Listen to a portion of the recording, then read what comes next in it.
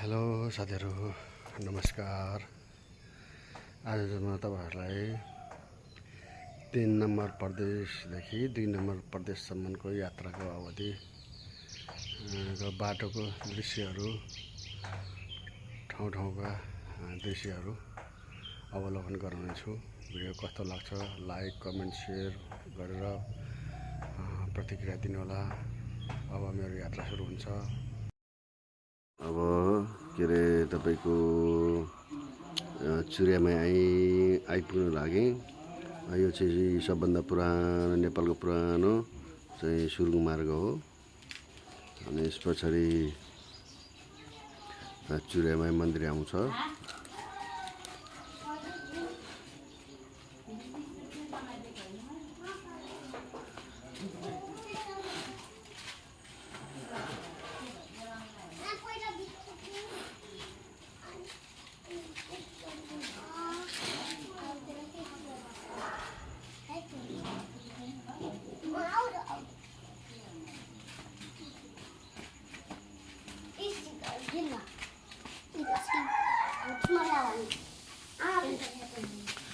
Finally Churiyamai मन्दिर आइपुग्यो साथीहरू।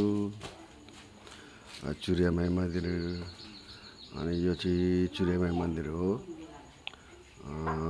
यो सडकको छेउको हो। यो चुरियामाई मन्दिर चाहिँ बारा जिल्लामा पर्छ भने मेन मन्दिर चुरियामाईको मन्दिर चाहिँ माथि डाँडामा पर्छ, अलिकति भित्र। सबैजनाले चुरियामाईको दर्शन गर्ने होला।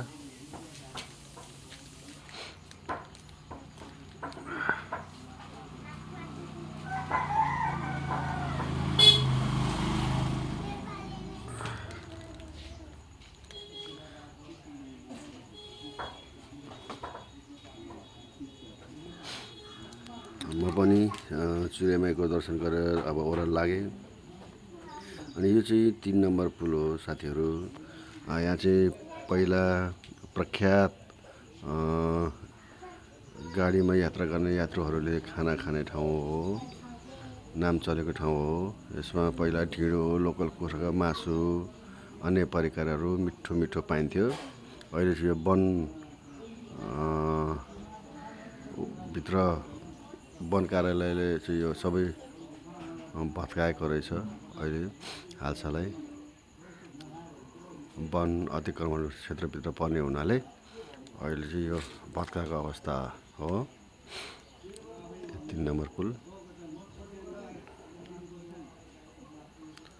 अनि अब यहाँबाट पनि म अगाडि बढेँ।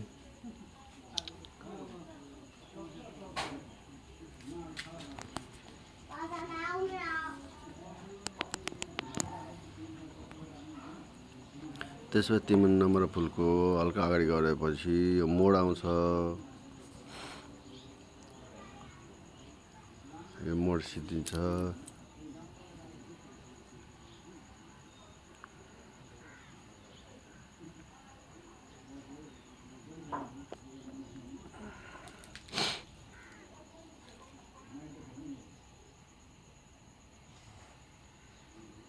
त्यसपछि आयो 2 नम्बर पुल। 2 नम्बर पुल साथीहरू।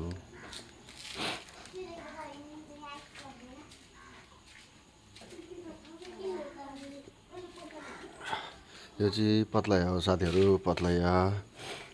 यो सिधा दक्षिणतिर गयो भने चाहिँ वीरगञ्ज। अनि म चाहिँ यहाँबाट अब पूर्व लाग्ने हो।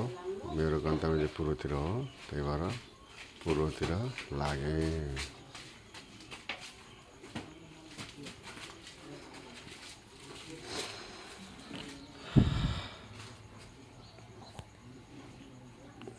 अनि पूर्वतिर लागेपछि तपाईँको चाहिँ 3 किलोमिटर करिबको जाम रहेछ।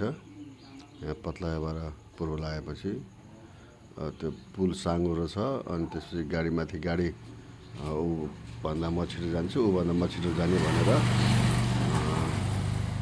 गाडीहरू जाम लागेको अवस्था हो साथीहरू। जाम लाग्यो भने म चाहिँ भित्रभित्र यसो यताउता छलेर हिँडिरहेको छु।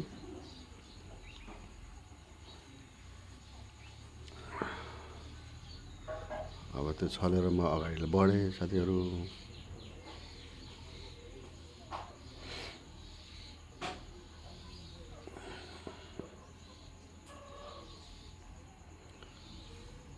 कुना कुना चेप्रा चेप्राबाट चाहिँ बाइकमा चाहिँ निस्किने कोसिस गर्दैछु।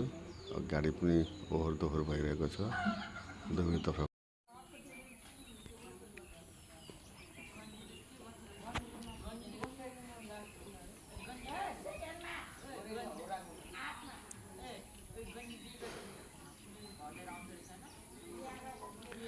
जाम लागेर अब यो जामलाई म यसो छेउछाउ हुँदै अगाडि बढ्ने कोसिस गर्दैछु साथीहरू।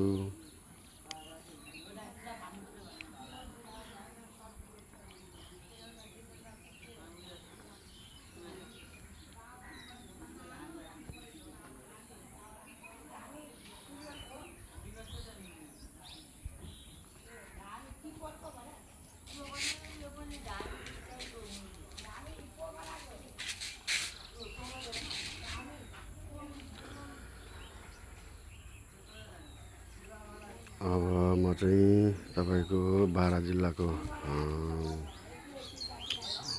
मान्छेहरू बोलबम जाने गर्छन्, त्यहाँ नजिकै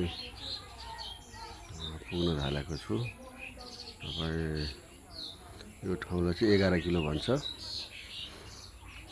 अनि त्यसपछि म पुगेँ फास्ट ट्र्याक काठमाडौँ तराई द्रुत मार्ग है। यो चाहिँ फास्ट ट्र्याक हो साथीहरू, चढाउने फास्ट ट्र्याक हो।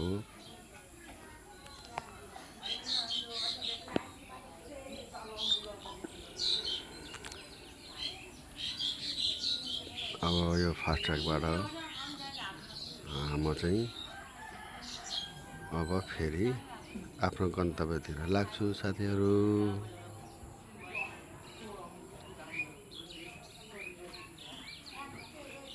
यो चाहिँ धनसार हो, बारा र रौतहट जिल्लालाई छुट्याउने ठाउँ हो। अनि त्यसपछि अब म चाहिँ चन्द्रपुर नगरपालिका प्रवेश गर्दैछु साथीहरू। यो चाहिँ जङ्गल टोल भन्छ, ट्राफिक कार्यालय नेरीको हो। हाम्रो ट्राफिक सर पनि बसिरहनु भएको छ साइडमा। अब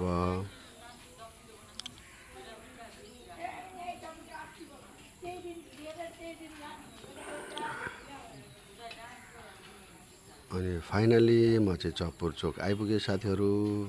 अब चपुर चोक आइपुगेपछि अब घरमा यसो चिसो चिसो दही र खाने सोच आयो। अनि त्यसपछि म चाहिँ साइडमा यसो रोकेँ अनि म पसलमा गएँ। हाम्रो अहिले नाम चलेको पसल हो यो दुध दहीको लागि चाहिँ। अनि मैले साउनीलाई दही मागेँ आधी लिटरको डिब्बाको। साउनी अलि व्यस्तै हुँदो रहेछ, एकछिन कुर्नै पर्यो साथीहरू। एकछिन कुरुन्जालसम्म यसो दायाँ बायाँ हेरेँ कस्तो के रहेछ भनेर। अनि त्यसपछि साउनीले मलाई दही दिनुभयो होइन। दही दिनुभयो, मैले पैसा दिएँ। अनि त्यसपछि 80 रुपियाँ कटाएर मलाई पैसा पनि फिर्ता दिनुभयो। अनि मैले दही लिएँ अनि हिँडेँ साथीहरू आफ्नो बाइकको छेउमा। अनि त्यसपछि अब म चाहिँ अब मेरो घर जाने बाटो मोड आयो। यहाँ ज्वाला कला केन्द्र छ, मेरो घर आएको मोड आइपुग्यो साथीहरू। हस् त, सबैको जय होस्, बाई।